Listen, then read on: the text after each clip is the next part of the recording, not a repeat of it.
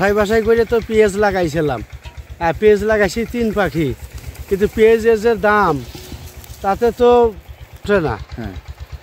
খরচ ওঠে না। পেঁয়াজের ধরেন ওরা ছাড় ফলের ওরা জামা কাপড় কিনা লাগবি, আমাকে পোশাক আশাক আছে, বোর শাড়ি মারি কিনা লাগবি, মেয়ে ছেলে পেলের কত খরচ। এটা ঈদ উপলক্ষে 1000 টাকা মন পিস বেছে কি হয়? এত লস, একেবারেই লসের ফসল, তারপরে দাম নাই।